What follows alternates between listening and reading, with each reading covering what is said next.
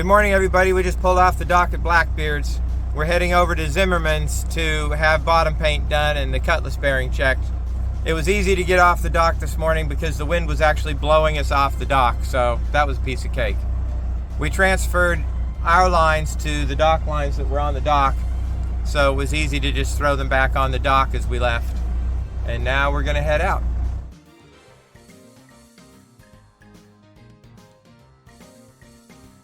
Hey folks, we're going to take a moment to calibrate our compass. Not the physical compass, but the electronic compass that's in the stern. It's back right there towards the stern, right at the very back, as away from everything metal as we can get it. But there's a procedure to do this. And we'll see. Nope, that's not it. Device list, rate compass. There we go. Calibrate. Press calibrate, start rotating the vessel. Complete a 390-degree rotation in approximately 2 minutes. Try to maintain a turn rate of 2 to 3 degrees. First, I'm going to turn the autopilot off. We're going to throttle down a little bit.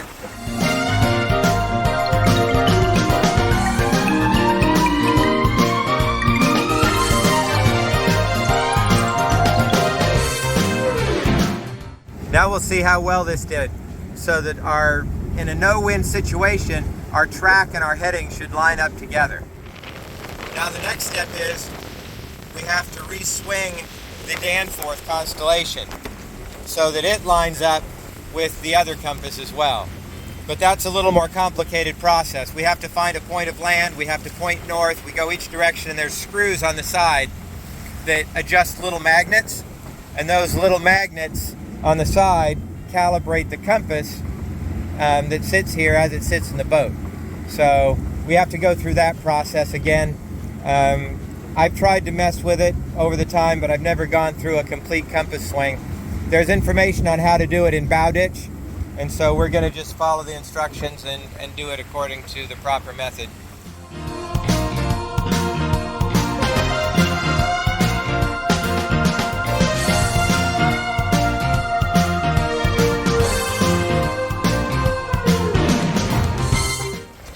Winds have picked up to about 18 knots. We just passed a couple of sailboats. They're on one of them was running, one of them's on a broad reach. We're about another hour before we get to Oriental.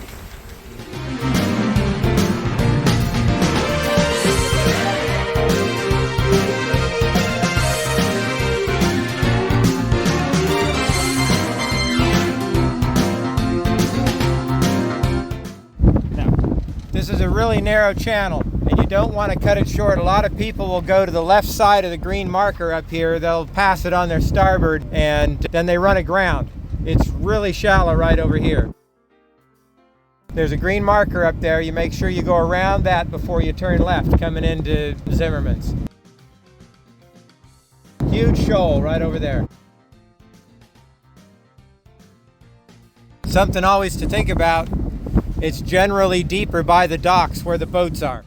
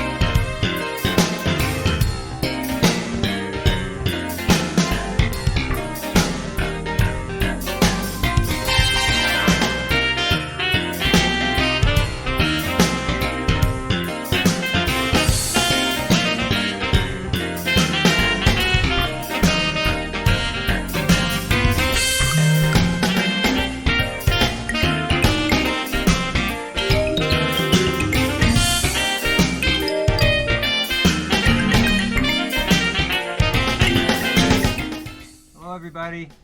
we're looking at through holes for the cockpit drains.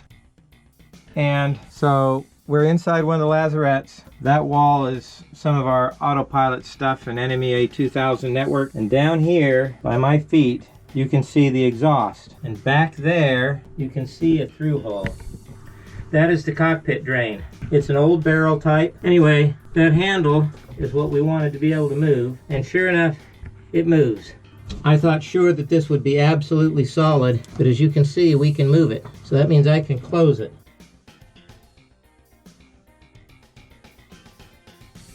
There we go. That's closed. The vertical is open again. This is important. We want all the through holes to be usable, and sure enough, this is. There's another one. It's back over on the other side. This was the starboard cockpit drain. And if you look over there, there's another one back there, and it is free as well. I got my hand in there a minute ago and checked it. Now, the next thing that we have to do is we have to tighten up the stuffing box on the rudder. But I don't think that our pipe wrench is big enough to deal with that one. So we've got to figure out how to do that. It's leaking, not badly, but a little bit, and I'd like to make sure that it's okay. We have another 300 foot of chain back in here. I'd like to get all this out of here, but it's a good place to store it. Anyway, I'm very pleased that those through holes are free. So that was going to be a big nasty project trying to get those off, but we don't have to, so that's good news.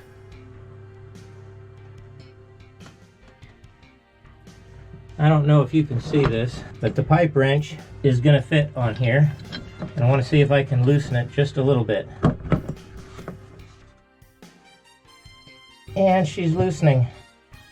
Now I can loosen the jam nut, and then I can tighten it down just a little bit. Oh, I think it turned. Yes, the jam nut has moved. Okay, so now I'm going to try and tighten the main nut back up a bit.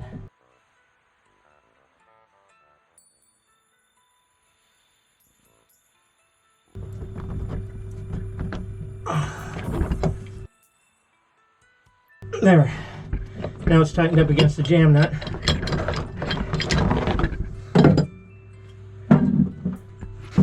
There's a large nut on top that is a stuffing box. There's a jam nut underneath it. I loosened the upper nut, the stuffing box portion, and then I loosened the jam nut just a little bit, maybe 1 hex, maybe 2 hexes, and then I retightened the stuffing box against the jam nut. So now we're going to try and turn the wheel.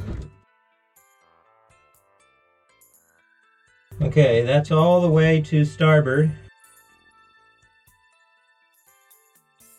Okay, that's all the way to port. I think that's the midway point. I'm going to see if I can loosen that jam nut just a hair more and tighten it up just a little bit more.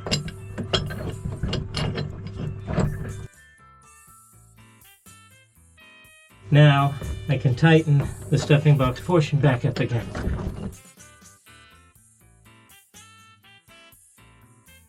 We didn't tighten it much, we just tightened it a little bit, but I think that's all it takes. You know what I'd like to get now? Do you have one of the brass wire brushes?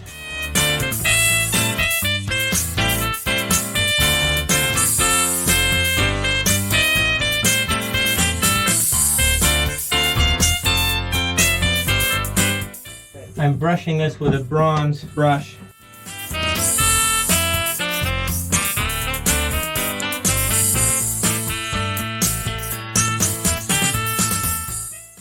Make sure she's not leaking, but I think she's going to be fine. So the total I moved it was 2 flaps on the hex. So that's about 20 minutes, 2 flaps. It's a third of a turn. We'll see how that does. If it continues leaking, I'll tighten it a little more. But for the time being, we have good news. This was easy to tighten, and both my through holes can be exercised and turned off. That's good news. Okay.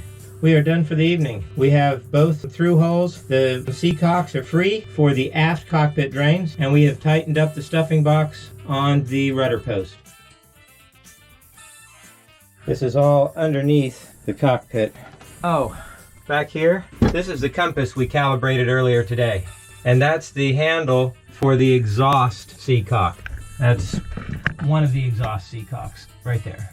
I'm going to check him again, but we freed him up a little bit ago. And it's a beautiful evening. It's not too hot. We waited until the evening to do this so that it wasn't going to be blazing hot. Okay, that was one of our main goals to do here. And even though it's cool outside, it's still pretty hot down in there.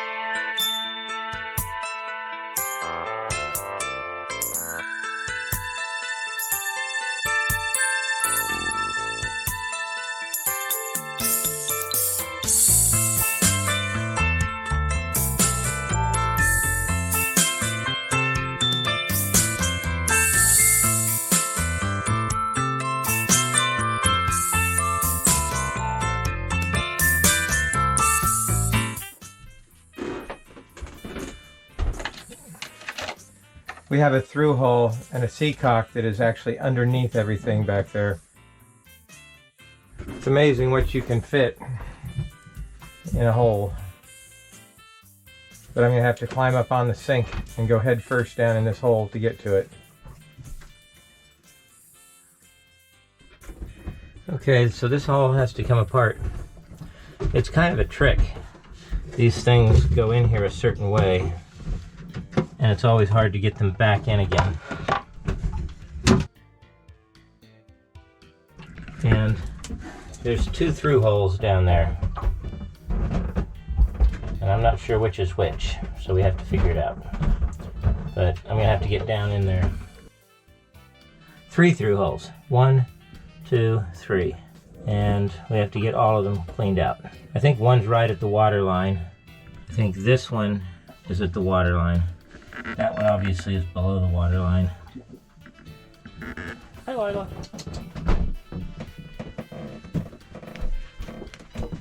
Here's a screwdriver. There's pieces of broken glass in here.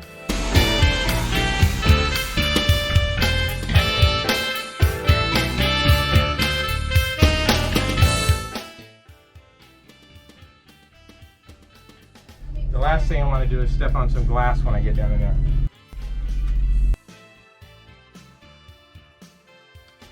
I was in here once before, and it's different than I remember it.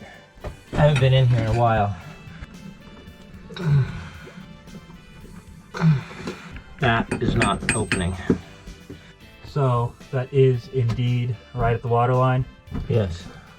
So what do we want to do? We can't access it with the pulley puller. Well, I'm not sure that we can't. I think we can. The question is, should we? I need to know what that brown hose goes to. I need to find that brown hose. Oh, that's not good. This is a rubber hose going off of a through hole that literally goes to a stopper. Yeah, but look at it. Yeah, it's in bad shape. There's damage on it. I wouldn't have known where that came from. What do we want to do about that? I think this was part of the old water maker. Put it on the list. I think that was the water maker intake, and they just capped it off just in case. Water maker output. Output, okay.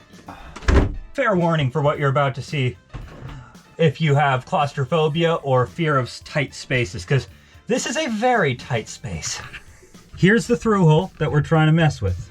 What we're looking at is that top bit right there. That's supposed to be a area where you can jam grease into once you get that fitting loose. You really have to unfold yourself slowly in the order which you folded yourself up. Square, remember? That's too big. Still too big. There we go. But So we're gonna take out that square nut, and we don't want to lose that piece in the bilge. So we're gonna oil along that. Nope, not down there. Right up there, yeah. We're gonna get a bigger wrench. this is our collection of serious wrenches. They were here on the boat before, right? Yeah, they were on the boat. Too big. It is smaller than 1 1/8. Big enough, 22 millimeter. I would be irked using I think that it's 1 inch.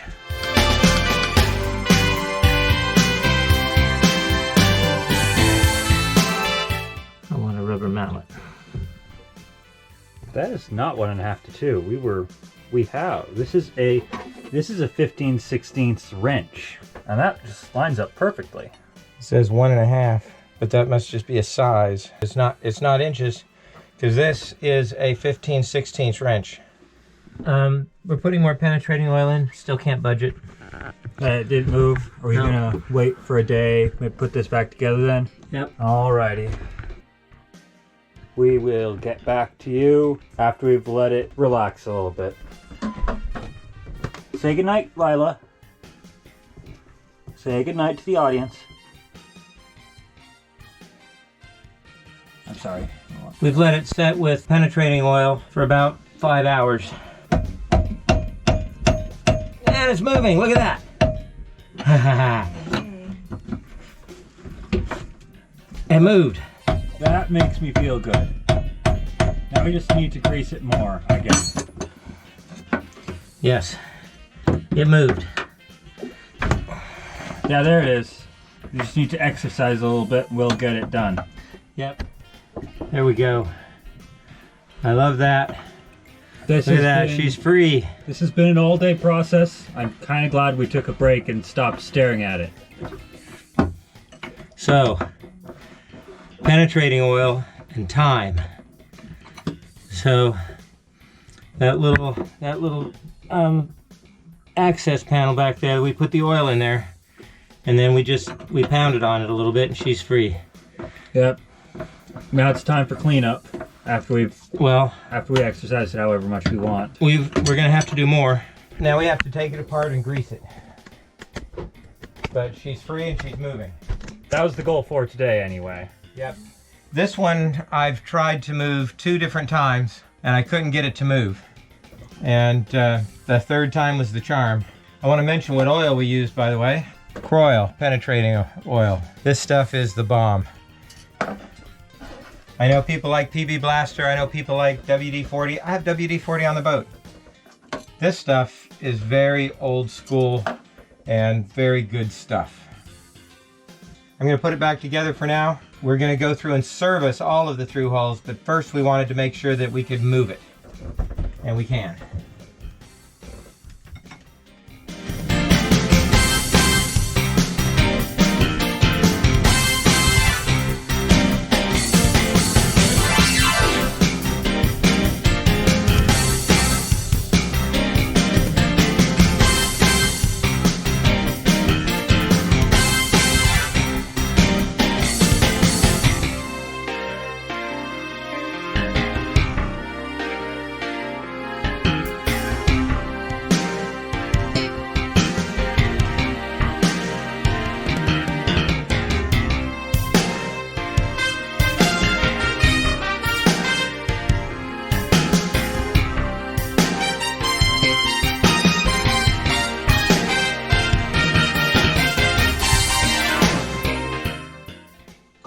Morning, y'all.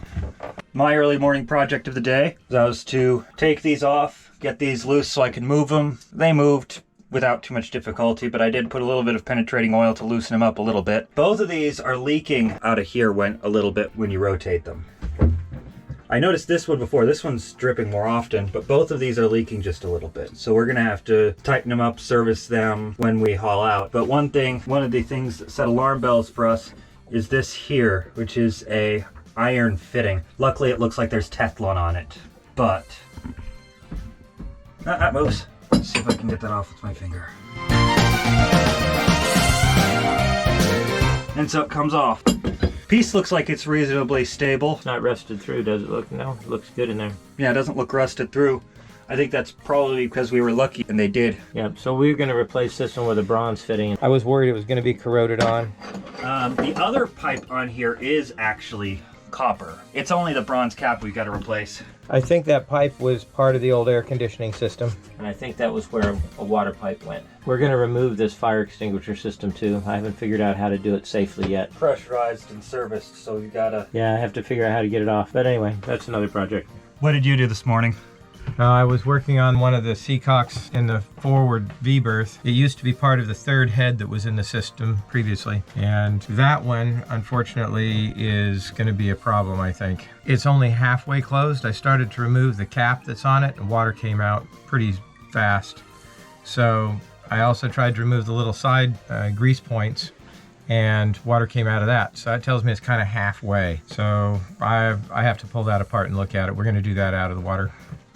So, it is the end of the day. We've gotten back with parts. I put Teflon on the cap side of this, but all that's left to do is get the old Teflon off of this, and then replace that with new Teflon. So I will be right back when that is done. It's very simple. Now all I gotta do is put all of what I've already shown together. So, that'll be done in about...